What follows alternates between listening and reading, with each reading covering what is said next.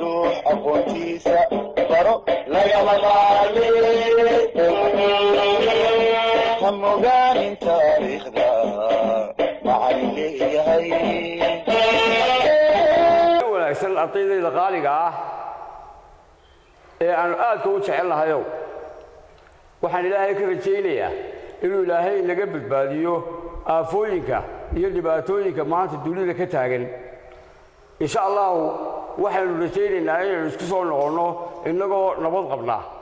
oo caafimaad qabno oo aan waxba ilaahay inaga badbaadiyay aafooyinka iyo dhibaatooyinka waxaynu halkan maanta ku qaadan doonaa casharkii aan qaybteeda ka siiyay maalintii hore ee ahaa naxwaha cutubka tobnaad ee buugga af Soomaaliga fasalka koowaad waxaynu maalinta hore nidhi waa maxay naxwuhu dabeetana jawaabtaynu qaadanay waxay ahayd naxwa waa xeerka iyo qotomidda ay luqadii u taagan tahay kaas oo qeexaya qaybaha luqadda macnaha inta qaybood ee luqaddu ka kooban tahay waxa kaloo aynu nidhi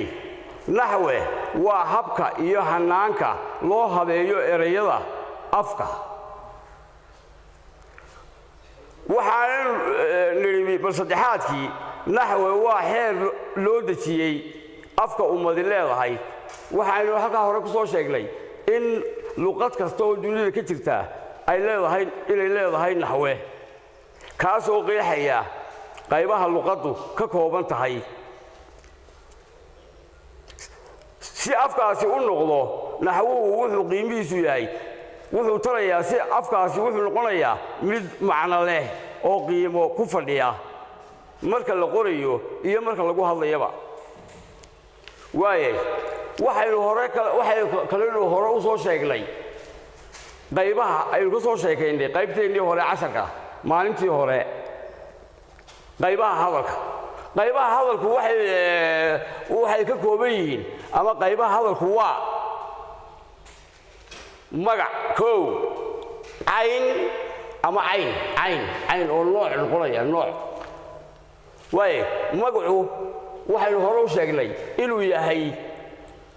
magaca loo adeegsado magacaabidda magacu inuu yahay astaanta loo adeegsado magacaabidda caynna waxaynu ku soo sheegnay oo aynu nidhi waxa weeyaan kala saaraha labka iyo dhadiga weeyaan cayn haddaad maqasho waa nooc waa wax kala duwan oo dhadiga iyo labku aadamuhu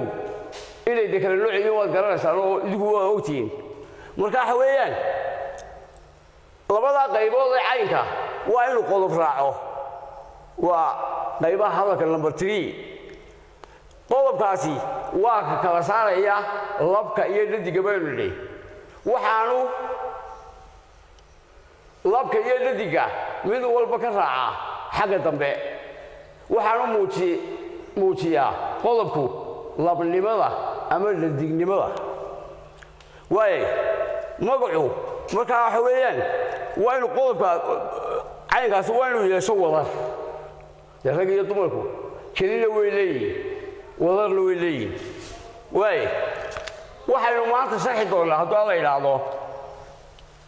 qaybta koowaad ee hadalka oo ah magacu waa maxay magacu sidaynu hore u soo sheegnay casharkeennii hore waa eray tilmaameed loo adeegsado magacaabidda shay ama ashyaada kala duwan mid walba shay alaabtaynu isticmaalno ama qalabkaynu isticmaalno dhan mid walba magac buu leeyahay qof oo looga jeedo oo laga soo qaaday dadka goob xayawaanada oo iyaguna aad ogtihiin nooc walba inuu leeyahay magac iyo wixii la mid ah waa wixii magac leh iyo wax aan la taaban karin oo iyaguna magacyada baa jira waxaas waa maxay maxaa ka mid ah runta oo ku qarsoon maskaxda iyo caadifadda aadamaha beenta jacaylka waa waxyaabaha aan la taaban karin ee dadku ka soo baxa iyo wixii la mid ah marka waxa weeyaan magacu markaa waxaynu nidhi waa sidaynu hore soo sheegnay waa eray tilmaameed loo adeegsado magacaabidda shay ama loogu yeero ama lagu garto hadduu alaab yahay ama shay yahay lagu kala garanayo hadduu dad yahayna loogu yeerayo waay iyo wixii la mid ah baynu nidhi iyo waxaan la taaban karin sida runta beenta jacaylka iyo wixii la mid ah aadamaha ka soo baxo siiba dadka aadamaha marka la eego dadka iyo wixii la mid ah magacu markaa ay soo qaybsamaa bal halkan aynu eegno magaca iyo qaybihiisa magacu guud ahaan wuxuu u qaybsan yahay magacu guud ahaan wuxuu u qaybsan yahay sidan afarta wuxuu u qaybsan yahay shanta qaybood waxa ugu horeeya magaca guud oo ah magaca ka dhaxeeya dad iyo dunyaba magaca gaarka ah oo isna aan la wadaagin gaar loo leeyahay waxaana ka mid ah magacyada magaalooyinka ama magacyada wadamada tusaalaan ka soo qaato Boorama Hargeysa Burco Ceelgaabo magaalooyinku waxay wadaagaan magaca guud oo ah magaalo magaca gaarka laakiin ma wadaagaan magaalo waliba waxay leedahay magac u gaar ah xagga dambe ku qaadan doontaa iyo magaca dahsoon oo ah magac qarsoon oo islaan eegi doono iyo magac la kabeed oo ah weero isku xiran oo ay u dhaxeeyaan xariijimo oo isku sheedo ka hadlaya hadana kala taada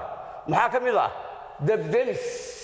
waa dab iyo bakhtiyay demis maxaa u dhaxeeya waxa u dhaxeeya jiitin tusaale haddaan magac la kabeed ka siiyo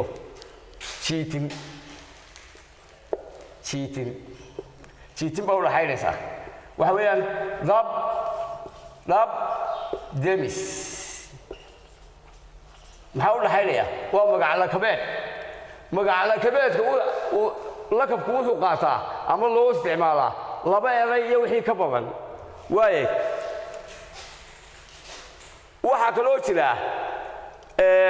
magacyo kale oo iyagana xagga dambe aan ka soo qaadan doono waxaa ka mid ah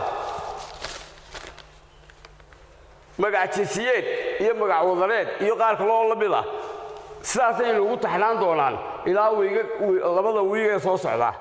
waaye markaa waxaan nidhi waa maxay magaca guud markaa magaca ugu horeeya magaca guud waxaan nidhi qaybaha magaca waxaan ku sheegnay magac guud magac gaar ah magac wadareed oo ah jamac af carabiga aad ku taqaanaan iyo magaca muuqda ee la arkayo iyo magaca dahsoon ee fikirka iyo caadifada aadamaha ku yimaada oo ay ka mid yihiin deeqsinimada geesinimada iyo wixii la mid ah oo dhan oo ficil ilaa yimaado ka hor aan la garanayn qof ku qarsoon ilaa marka dambe la arkin mooyaane waaye waxaynu sharxaynaa markaa magaca guud ayaan soo qaadanaynaa maanta magaca guud waa maxay magaca guud haddii lagu yidhaahdo waa magaca guud waa magac aan cidina gaar u lahayn macnaha dadkoo kale haddaynu ka soo qaadano maxamed xasan jaamac faarax waa la wadaagaa oo magac dadka oo dhan qof walba loo bixinayo oo la wadaagayo magaca guud baynu markaa waa magac aan cidina gaar u lahayn waaye waa magac la wada leeyahay oo ka dhaxeeya koox isku siji ah sida dadka sida nin naag nin dee gaar cidumo laha wuxuu ka dhaxeeyaa magaca nin dhammaan labka aadamaha dhadiguna oo la mid oo naag markaynu dhahno waxa weeyaan inkastoo afkaan ay ku yar habboonayn haddana waxa weeyaan wuxuu ka dhaxeeyaa dhadiga oo dhan gaadhi muxuu ka dhaxeeyaa baabuurta oo dhan tusaale yar baynu ka soo qaadanay magaalo eeg magaca gaarka way laga nidhi magaalooyinku mid walba magac u gooniyay leedahay laakiin magaca guud markaynu eegno magaalo waa magac guud magaalooyinka oo dhan buu ka dhaxeeyaa magaalo Hargeysa oo kale haddaynu idhaahdo keligeed baa magaalaha ma noqonaysa dee magaalo wuxuu ka dhaxeeyaa dhammaan magaalooyinka waa magac guud oo ka dhaxeeya magaalada wixii magaalo ah waaye iyo waxa kaloo fara badan oo iyaguna saasoo kale magac guud oo ay wadaagaan leh isagoo casharkeedu arday idinkoo mahadsan waxaa filayaa inaad casharka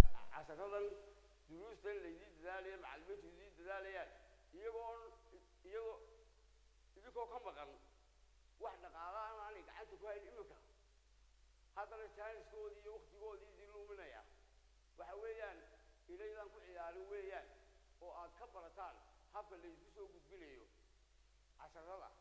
ardaygii ka maqnaada ama dhayrsada isagay u taala isagu bay ka go'an tahay waalidkana saasoo kale ayaanu faraynaa iyaguna inay la socdaan ardaydooda inay la socdaan casaradan iyo in kale sidaa iyo maalin wanaagsan wasalaamu calaykum waraxmat ullaahi wabarakaatu murtiga dhuux aqoontiisa baro lagama maarme ha mogaanin taariikhda